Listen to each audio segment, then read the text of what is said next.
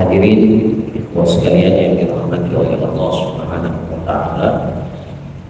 Alhamdulillah, kita memuji dan bersyukur kepada Allah Subhanahu wa taala pada malam hari ini kita diberikan kesempatan, kesehatan,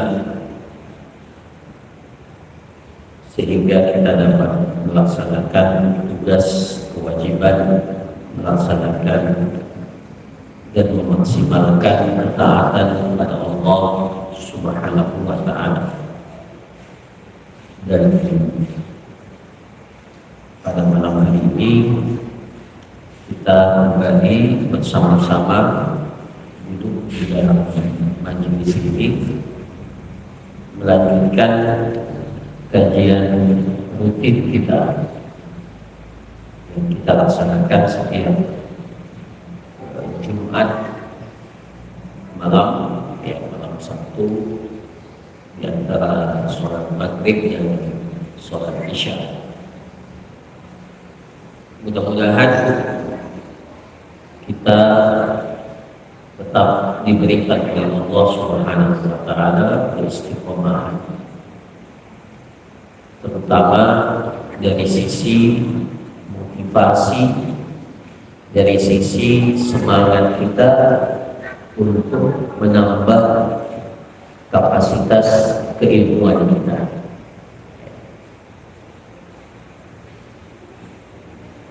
Rasulullah Sallallahu Alaihi Wasallam diperintahkan oleh Allah Subhanahu wa taala, Rabbi zidni ilma. Jadi tidak ada yang Allah perintahkan kepada nabinya, Nabi kita Nabi Muhammad Sallallahu Alaihi Wasallam, meminta pertambahan, kecuali pertambahan ilmu. Rabbi zidni ilma.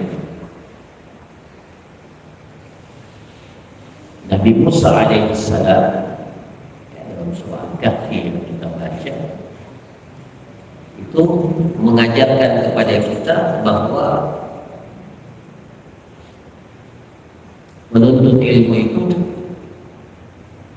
juga menjadi sebuah hal yang dibutuhkan bahkan oleh seorang nabi. Rasulullah Sallallahu Alaihi Wasallam itu orang yang mendapatkan wahyu, bahkan risalah yang beliau bawa itu dikuatkan dengan mukjizat. Begitu pula Nabi Musa alaihissalam, seorang nabi dan rasul, sama dengan Nabi kita Nabi Muhammad Sallallahu Alaihi Wasallam, dikategorikan oleh para ulama kita menjadi salah satu dari ulul azmi minar rusul.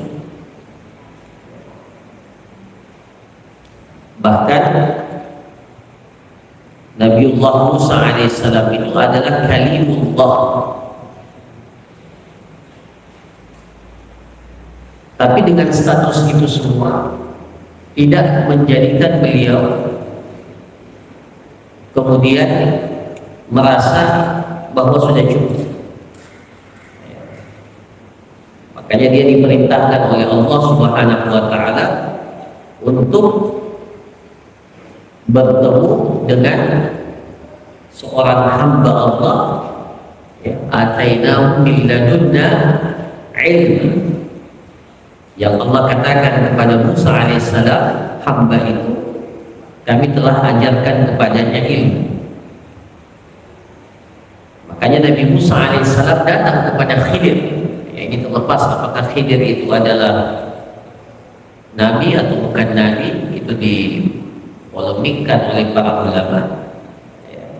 Tetapi kalau beliau bukan nabi, maka ini semakin menunjukkan bahwa sekelas nabi pun, sekelas rasul pun itu tetap diperintahkan untuk menuntut ilmu, bahkan kepada orang yang statusnya berada di bawah status sebagai seorang nabi dan rasul. Qala hal attabi'uka ala an tu'allimani mimma 'ullimta bihi rusyda. Itu kan dalam surah Al-Kahfi. Jadi Nabi Musa alaihissalam datang ya dan mengatakan kepada Khidir, ya, hal attabi'uka, ya, saya akan berusaha, izinkan aku untuk mengikutimu, tapi dengan syarat engkau mengajarkan kepada aku apa yang Allah anugerahkan kepadamu berupa ilmu yang menjadi petunjuk. Jadi intinya, ya, bahkan dari kisah Musa itu alaihissalam, Nabiullah Musa, kita diajarkan, ya, bagaimana kesabaran dalam menuntut ilmu. Ya. Jadi menuntut ilmu itu bukan tanpa konsekuensi. Konsekuensinya, ya, makanya sejak awal Khidir mengatakan, innaka lan tastati'a ma'iya sabra. Ilmu itu perlu kesabaran, ilmu itu perlu, ya, perlu waktu, ya. Tidak ada yang instan di dalam menuntut ilmu. Maka semakin mempertegas, ya, pada kita semua bahwa apapun, ya, status kita, siapapun kita, ya, kita sebagai dai, kita sebagai murabbi, ya, kita sebagai ustadz bahkan, ya, maka status itu tidak menjadikan kita mengatakan apa? Sudah cukup. Ya. Kapan perasaan sudah cukup itu sudah menghampiri kita, ya, ada pada diri kita, maka ketahuilah ilmu itu tidak akan datang dan keberkahan ilmu tidak akan sampai kepada kita. Tidak akan mendapatkan ilmu mustakbir. Mustakbir itu orang yang merasa sudah cukup. Sebagaimana tidak mendapatkan ilmu itu orang yang mustahil, orang yang malu dalam makna yang negatif, yang malu untuk belajar, malu untuk bertanya, malu untuk menimba ilmu. Ya. Maka, ya, mudah-mudahan, ya, kita semua diberikan oleh Allah keistiqomahan, diberikan oleh Allah kekuatan untuk tetap memiliki motivasi yang kuat. Apalagi ilmu itu memang, para ikhwah sekalian, ilmu itu memang perlu dirasakan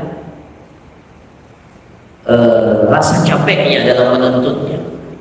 Jadi kalau kita belum merasakan kepenatan, ya, istilahnya kepenatan dalam menuntut ilmu, maka, ya, seperti kata Imam Asy-Syafi'i, man lam yadhuk dhullat ta'allumi sa'atan tajarra'a dhullat jahli dula hayatihi.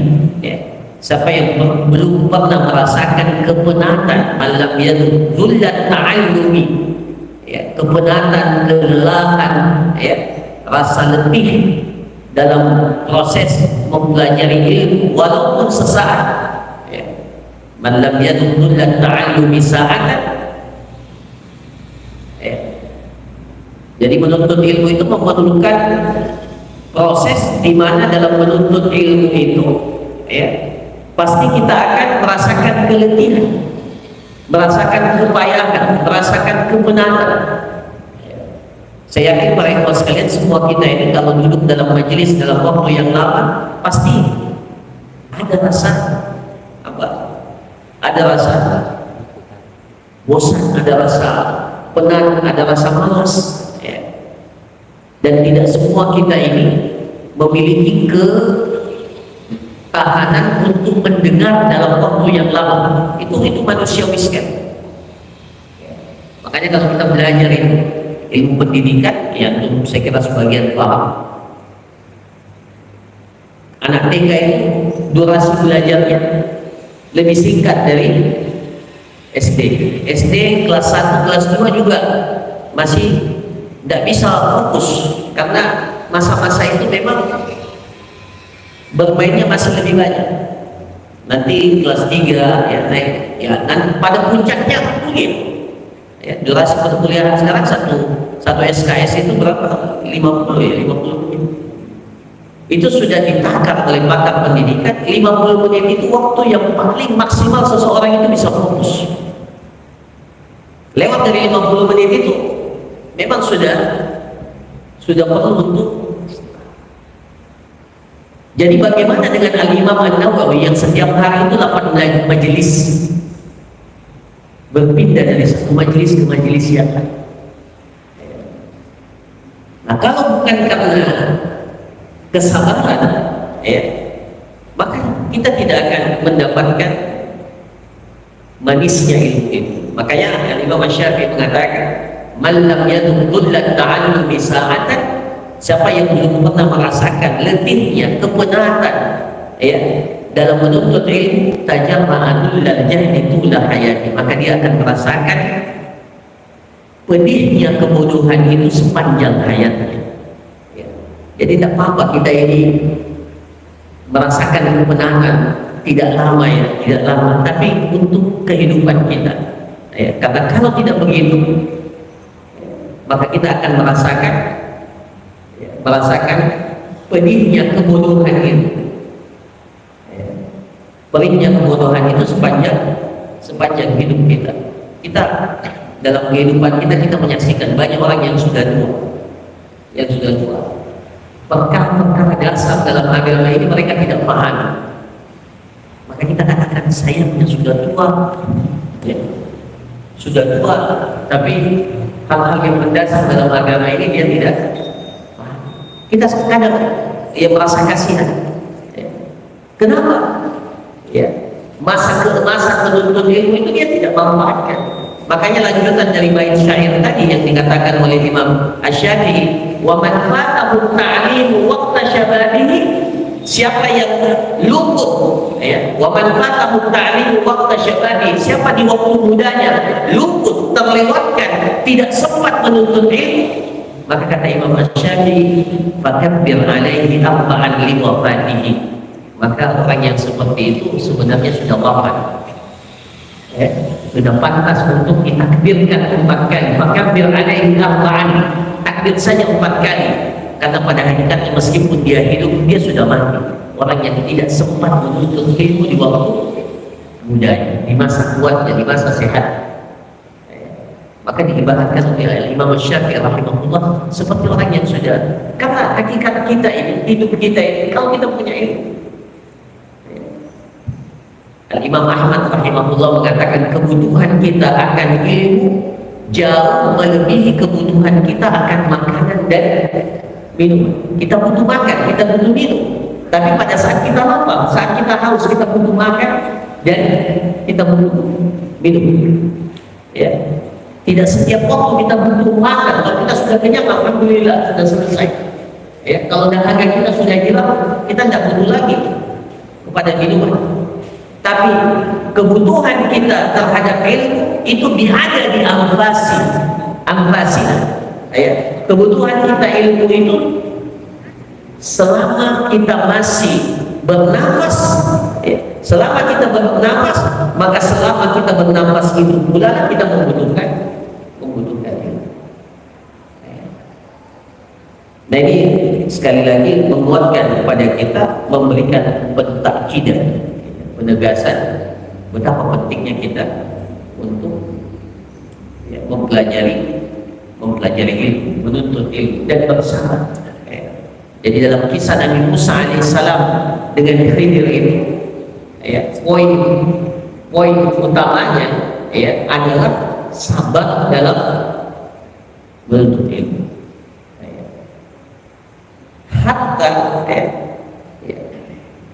Hatta dalam kondisi di mana sang guru pun itu terkadang tidak sesuai dengan harapan kita. Ya, itu kalau dalam kisah Musa alaihissalam dengan Khidir.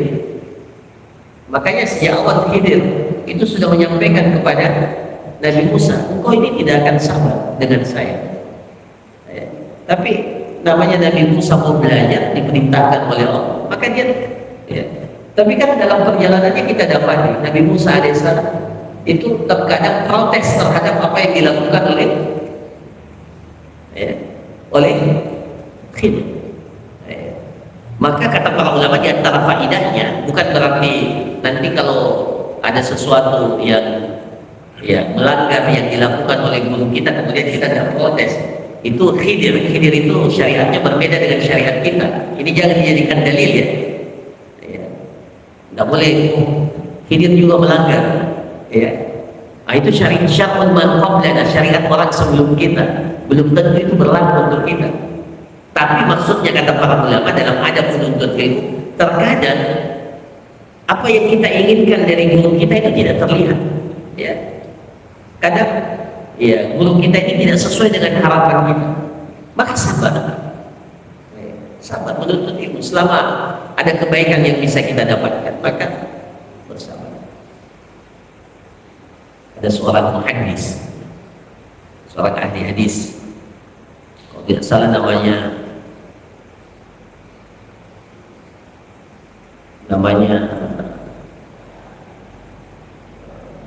Al-A'mash, ya, seorang muhaddis. Beliau tidak melihat, buta. Beliau itu mungkin kalau ya muhaddis, ahli hadis ini banyak hadis yang dia hafal. Karena beliau tidak melihat, maka dia tidak tahu siapa yang duduk di depan. Tapi ada satu kebiasaan, ya Allahu a'lam, kebiasaan yang apa ya? Itu kalau beliau menyampaikan hadis sering meludah ke kiri, sering meludah. Ya jangan antum anggap, jangan dulu majelisnya seperti ini berlantai ya, mungkin majelisnya masih sangat sederhana. Nah jadi Al-A'mash ini setiap kali dia memberikan hadis sering kali meludah ke kiri.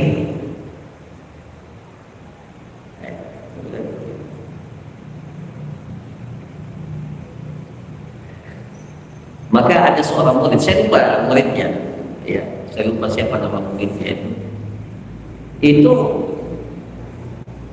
apa Al-A'mash murid, ya, yang jelas gurunya seperti itu. Jadi dia ingin mendapatkan, mendengarkan langsung hadis itu secara dekat. Maka apa yang dia lakukan? Dia sengaja datang ke sebelah kirinya, ya, meskipun harus korban karena syekhnya ini tidak melihat. jadi supaya dia langsung, kalau belajar hadis itu kan kita mendapatkan sanad yang paling tinggi, itu sebuah keistimewaan ya, apalagi langsung mendengar dari mulut guru itu menjadi sangat istimewa. Maka dia rela untuk berada di posisi kirinya meskipun dengan resiko setiap meludah kena ludah. Nah jadi sampai seperti itu ya, kisah-kisah yang disebutkan oleh para ulama kita dalam kesabaran ya dalam menuntut ilmu, dan bagaimana ya kita bersabar pada sesuatu yang kadang ya yang berada pada guru kita itu tidak sesuai dengan. Jadi pada poinnya para ikhwan sekalian, menuntut ilmu itu perlu kesabaran, menuntut ilmu itu perlu waktu. Ya, saya kira nasihat Imam Asy-Syafi'i rahimahullah, akhilan tanala al-ilma illa bi sittatin, wahai saudaraku, engkau tidak akan mendapatkan ilmu itu kecuali dengan enam hal. Illa bi sittatin sa'ubika bi tafsiliha bi bayani. Apa? Enam itu hirsun. Harus ada hirs. Apa itu hirs? Motivasi. Apa motivasi kita menuntut ilmu? Apa motivasinya untuk menuntut ilmu? motivasi menuntut ilmu itu, ya. Motivasi menuntut ilmu itu dua.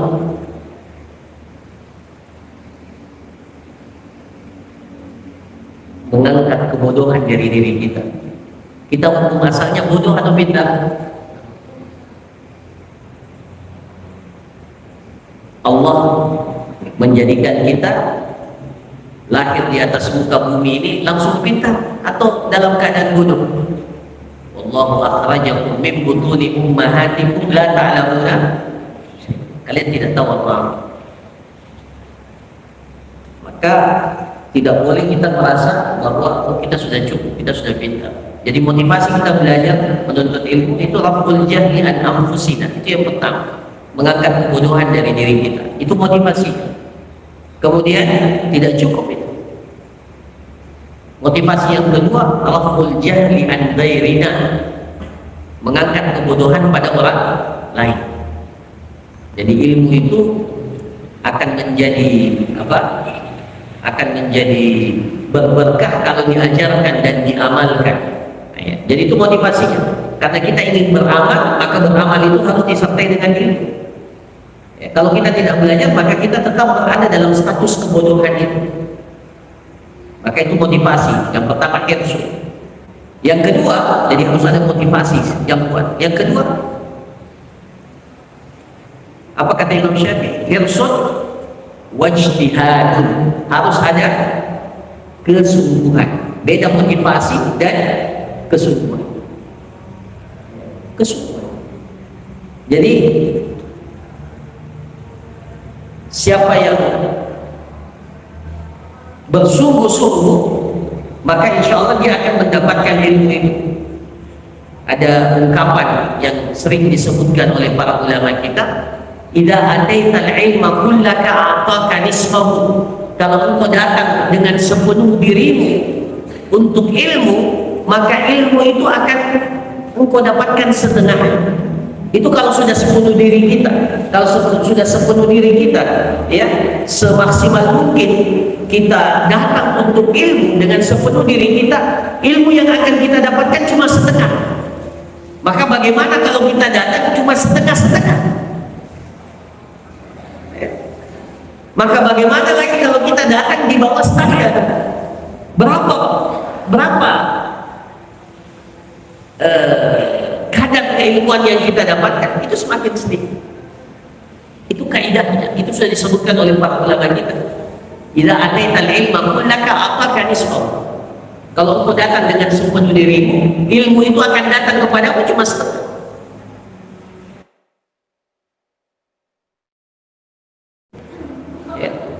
Ijtihad, perlu kesungguhan, perlu keseriusan. Nah, itu yang kedua. Hirsun wajtihadun apa? Wa bulghatun. Ya, dalam ungkapan yang lain pun salah, wa dirham. Perlu apa? Perlu bekal. Ya. Mau bagaimanapun ilmu itu perlu bekal. Kalau halaqah kita atau majelis kita jauh, ya perlu bekal, perlu sesuatu yang kita korbankan, perlu ada dana untuk mendatangi ilmu itu, ya, perlu bensin, perlu macam-macam. Ya. Bahkan kitab, ya, membeli kitab, ya, kalau dulu masya Allah harga sebuah kitab itu luar biasa mahal. Makanya dulu ada namanya nasir, orang yang menulis kitab itu. Dan kalau dulu kan tidak ada alat percetakan seperti sekarang. Sekarang kita ini alhamdulillah untuk kitab itu kadang kita tidak perlu beli. Kita kadang kitabnya ada di HP kita. Ya, tinggal cari PDF-nya, selesai masalah. Tapi kenapa kita tidak dapat ilmunya? Karena ya mungkin syarat-syarat yang lain tidak terpenuhi. Ijtihadun wa bulghah, jadi perlu memang bulghah, perlu sesuatu yang kita korbankan, ya, dana, ya. Kalau tenaga itu jelas sudah masuk tadi, ya, itu sudah ijtihadun wa bulghah wa dirham.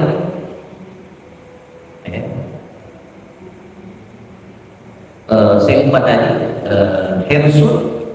Zakat yang pertama ya, perlu apa? Kecerdasan. Tapi kata para ulama, kecerdasan itu dua. Ada kecerdasan yang sifatnya ya memang istilahnya kalau ilmu genetik itu ya, jadi kecerdasannya memang anak ini punya atau orang ini punya tingkat kecerdasan yang tinggi ya. Tapi kebanyakan kecerdasan itu muktasab, diusahakan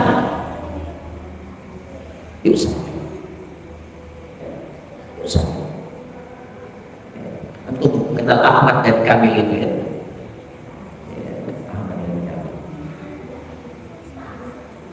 Itu kalau kita ya, saya pernah tanya-tanya dua-dua anak-anak itu,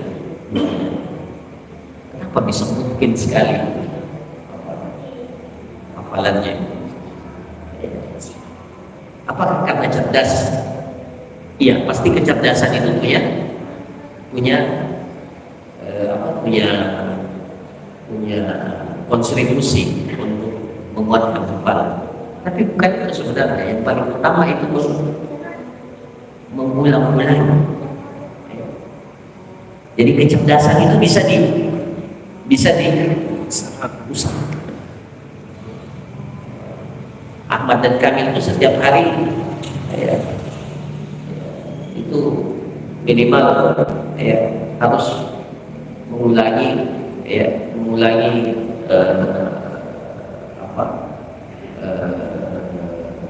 hafalannya itu sebanyak 5 kali. Mengulangi hafalan yang dia sudah hafalkan itu minimal seperti itu.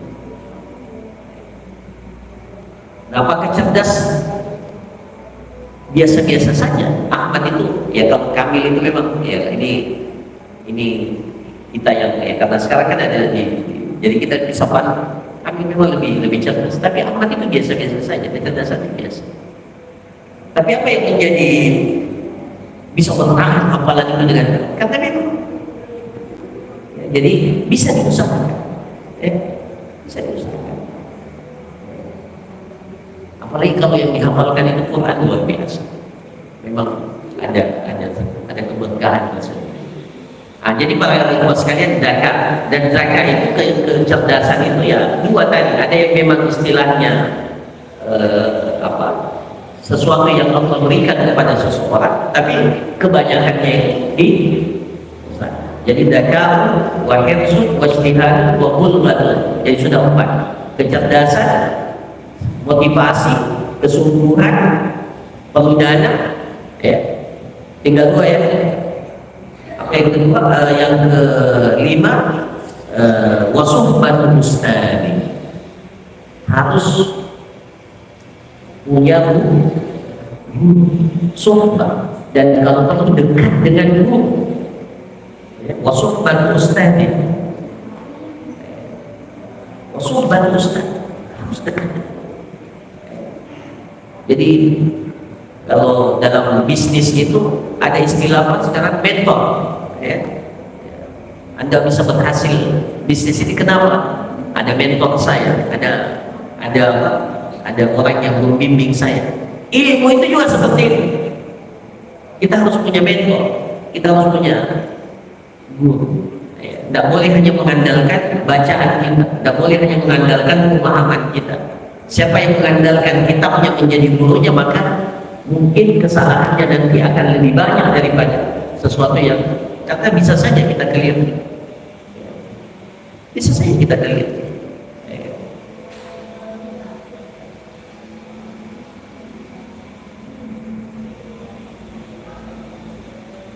Kemudian yang terakhir kata Imam Syafi'i, suhbatul ustaz. Kemudian yang terakhir yang ke-6, watulu zamanin. Tidak ada yang instan. Menuntut ilmu itu waktunya lama. Nah, semuanya para ikhwan sekalian, kalau kita ingin tarik satu kata yang mewakili semuanya apa? Sabar. Jadi kalau tidak sabar dalam menuntut ilmu, makanya dalam kisah Nabi Musa dan Khidir itu intinya sabar. Ya, intinya sabar. Kalau kita belajar, ya memang perlu kesabaran. Kalau kita menuntut ilmu, kita perlu kesabaran. Maka insya Allah mudah-mudahan kita diberikan oleh Allah Subhanahu wa Ta'ala kekuatan. Dan bagi seorang Muslim itu waktu itu menjadi sangat penting. Waktu itu jadi sangat penting. Wal asri innal insana lafi khusrin illa alladziina aamanu wa 'amilus shalihaati wa tawashaw bil haqqi wa tawashaw bis sabr. Itu ada hubungan yang kuat ya, antara kesabaran dan waktu itu. Jadi dimulai dengan wal asr itu mengingatkan kepada kita betapa pentingnya waktu kita ini. Dan untuk mengisi waktu itu dengan hal-hal yang positif memang diperlukan kesabaran. Diperlukan kesabaran.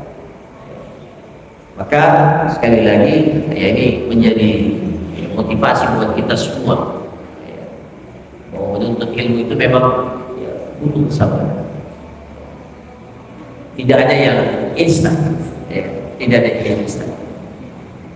Ada juga yang salah memahami dia ingin mendapatkan ilmu seperti Khidir.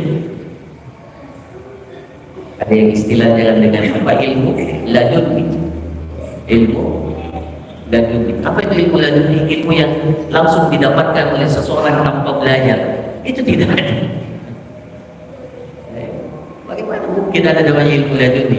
Innamal ilmu min ta'allum. Ilmu itu didapatkan karena kita belajar. Karena kita belajar. Jadi ya kita tidak tahu bagaimana Khidir itu mendapatkan ilmu. Kan tidak diceritakan ya. Tidak diceritakan bagaimana prosesnya. Yang jelas Allah mengajarkan ilmu kepadanya. Ya. Dan ya bagi kita ilmu itu memang harus usaha, butuh kesabaran untuk itu semua.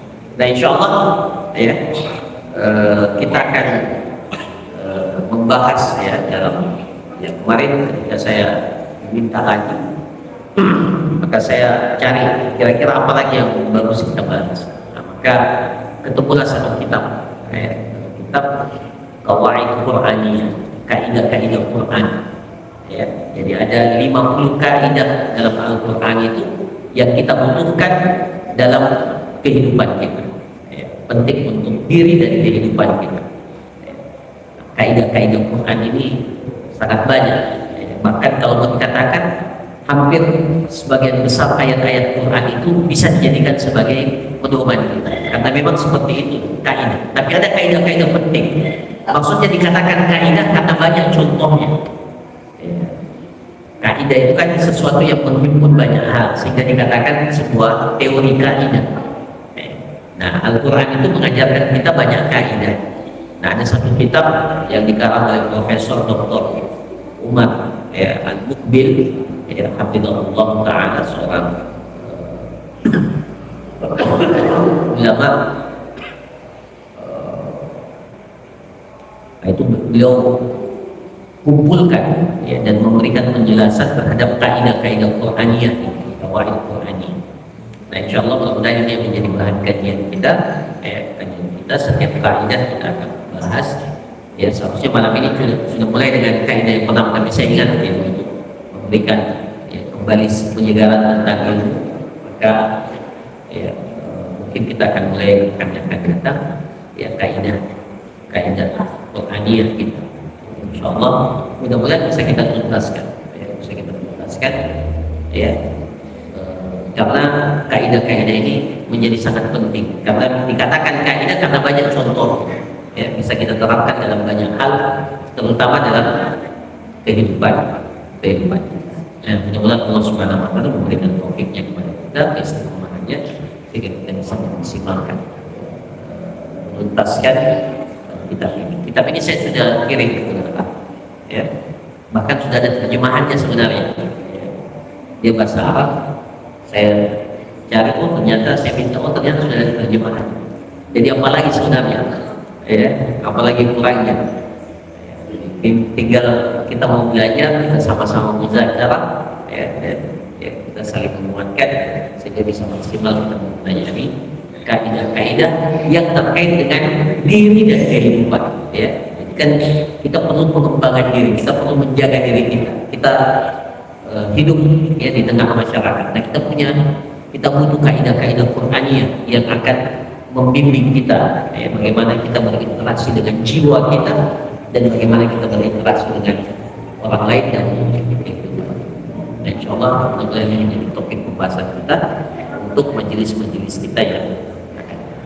Saya kira demikian para ikhwah sekalian apa yang dapat disampaikan pada kesempatan mukadimah kita pada malam hari ini. Kalau masih ada waktu saya persilahkan kalau ada pertanyaan atau hal yang ingin disampaikan, saya mohon maaf. Oh, silakan.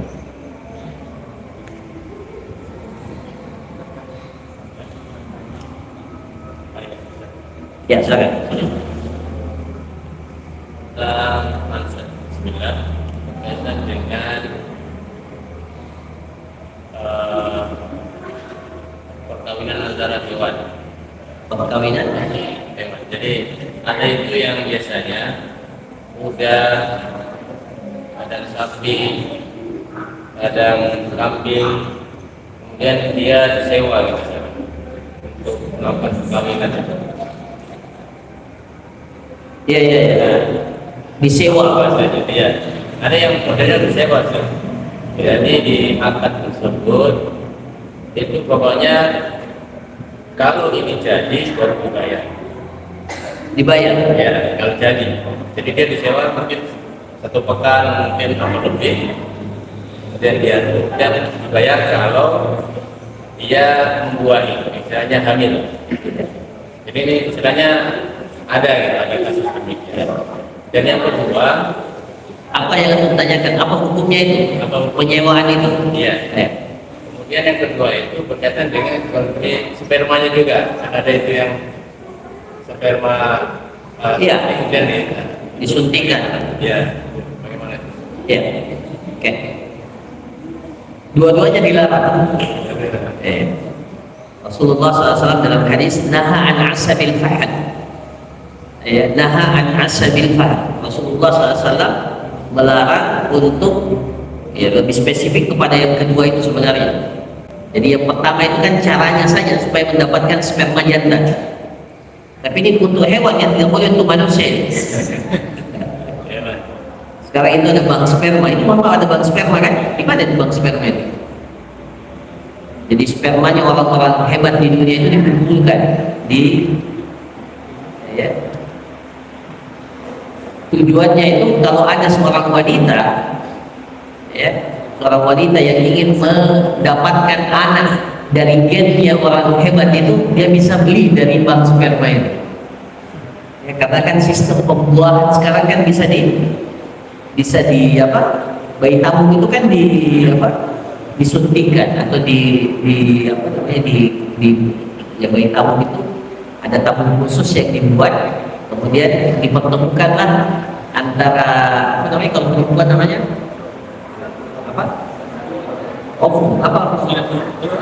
sel telur ya. Nah, sel telur itu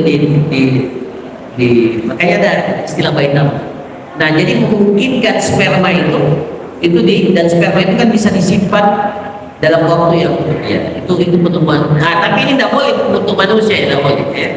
Meskipun sudah ada yang membuat bank sperma, tapi tidak boleh sama sekali. Itu sudah jelas fatwanya para ulama. Kalau bayi tabungnya ya boleh, yang penting sperma dan sel telurnya itu dari pasangan masing-masing.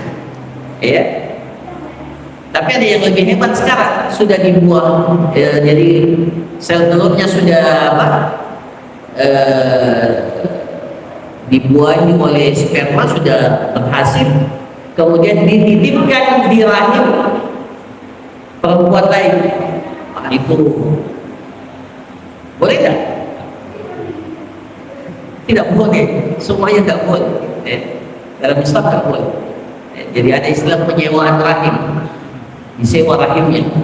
karena mungkin apalagi sekarang sebagian wanita itu tidak mau hamil, tidak mau capek, jadi dia sewa saja rahimnya wanita yang lain. Tidak boleh seperti itu, ya, haram. Nah sekarang kalau binatang boleh tak?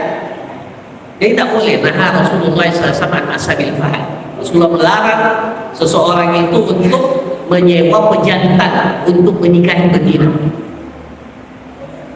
Jadi seperti kasus yang antum sebutkan, tidak boleh, haram.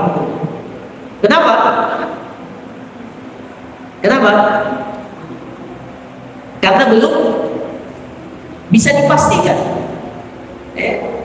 Sudah 2 pekan, ternyata tidak ada tandanya. Jadi yang seperti ini dalam Islam, tidak pantas untuk disewakan. Jadi kalau ada saudara kita butuhkan, kasih saja pejantannya, nggak usah pakai sewa-sewa. Yang dilarang itu menyewakannya, tapi kalau meminjam pejantan untuk membuahi betina, itu dianjurkan, disuruh, itu membagi ta'awun. Memang dalam rangka kita membantu saudara kita. Ya, jadi dan kalaupun ternyata kata antum nanti kalau sudah berhasil baru dibayar, apakah bisa dipastikan betinanya itu akan berhasil dan selamat? Ya, yang pertama, apakah betul memang gara-gara pejantan itu? Jangan sampai ada pejantan yang lain masuk ke kandang yang kita tidak lihat. Atau ya namanya binatang.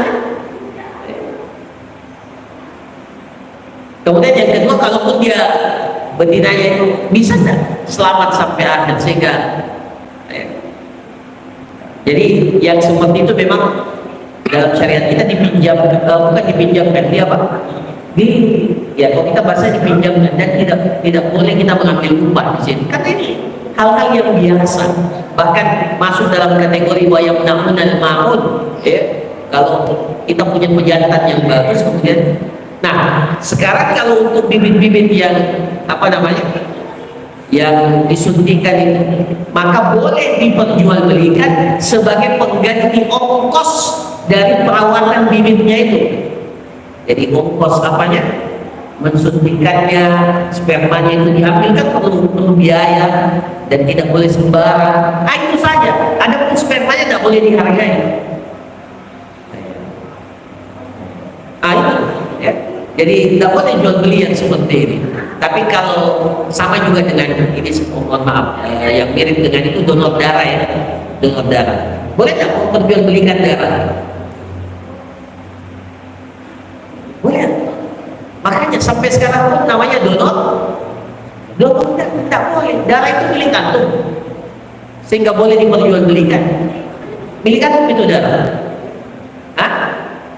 Milik antum, bukan milik kita, di darah kita itu. Allah titipkan pada diri kita untuk kita jaga.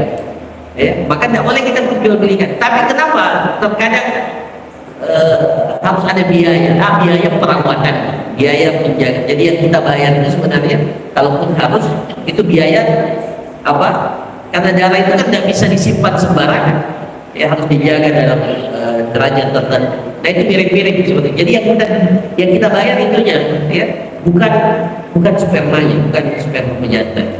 Itu ya. Itu kalau yang terjadi seperti itu. Tapi kalau yang dihargai adalah itu secara hukum, wallahu a'lam.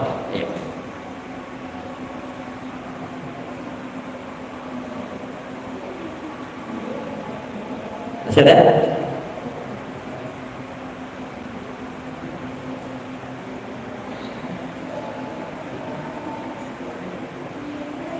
Ada pertanyaan? Tidak ada? Cukup? Ya. Barakallahu fikum, jazakumullah khairan. Kita tutup. Subhanallah wa bihamdihi, asyhadu an la ilaha illa anta, astaghfiruka wa atubu ilaik. Wassallallahu ala nabiyyina Muhammad wa ala alihi wa sahbihi ajma'in. Wa akhiru da'wana alhamdulillahi rabbil alamin. Assalamualaikum warahmatullahi wabarakatuh.